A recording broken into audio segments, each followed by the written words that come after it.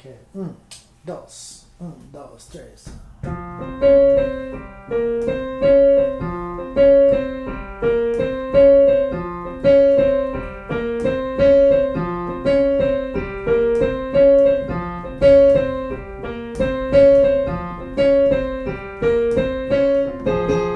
Okay, there's another 1-4-5.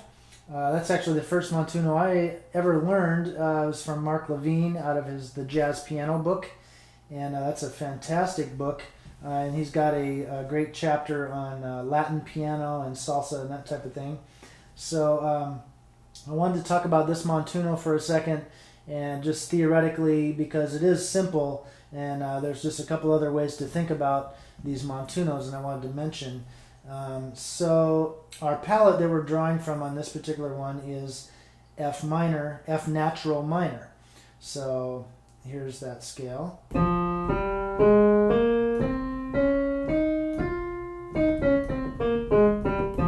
F natural minor, right? We're not using every note in the montuno, but that's the palette that we're drawing from.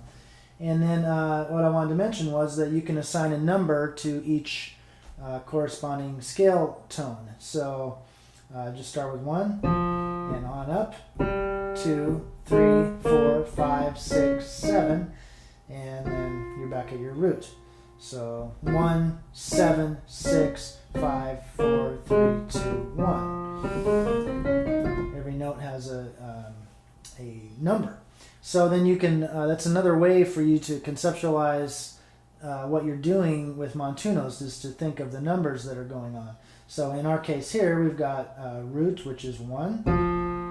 Then you go to 5, flat 6, 5, 2, 4, 5, flat 6, back to 5, and back to 1. So that's our montuno in numbers.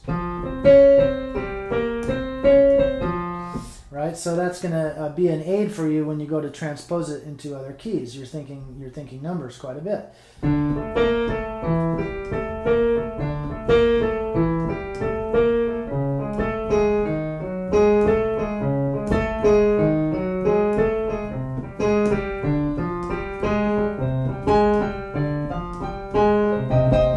That type of thing.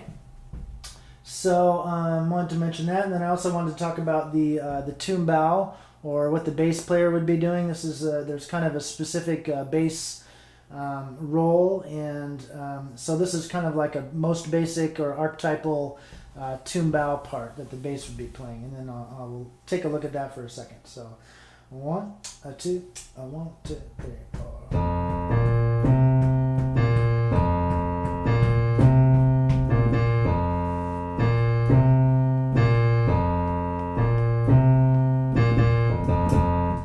Type of thing. So conceptually, if you're familiar with music notation, you could think of this as a 2-measure phrase that's repeating. You could also think of it as a 1-measure phrase, but for our purposes, we'll think 2.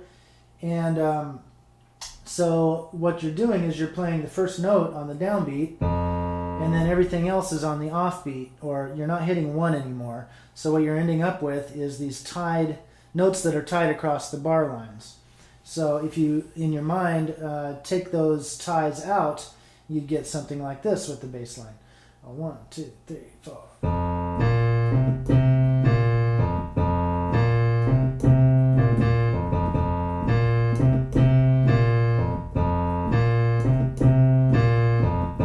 I was adding a couple little liberties there, but you get the main idea.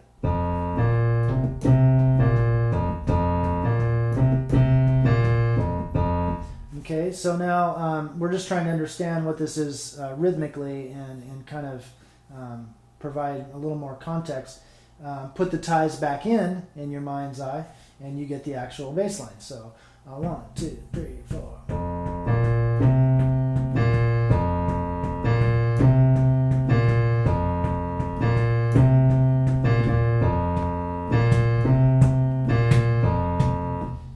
That type of thing. So now we'll put the two together, your montuno and the bass line, and this is a very good thing to be able to do just for exercise, and conceptually, locking in and figuring out what the bass is doing. in general, you'll be playing your montuno and the bass player will be playing the bass line. But there's certain points when, piano may want to double with the bass. If you're conferring with the bassist, you guys might decide to do that during a certain section of a song. But at any rate, it's just a good thing to be able to do. And so this is a nice one to do it with because the montuno itself is fairly simple. So we'll do that a little bit slower maybe. 1, 2, 3, 4. Sorry. 1, 2, 3, 4.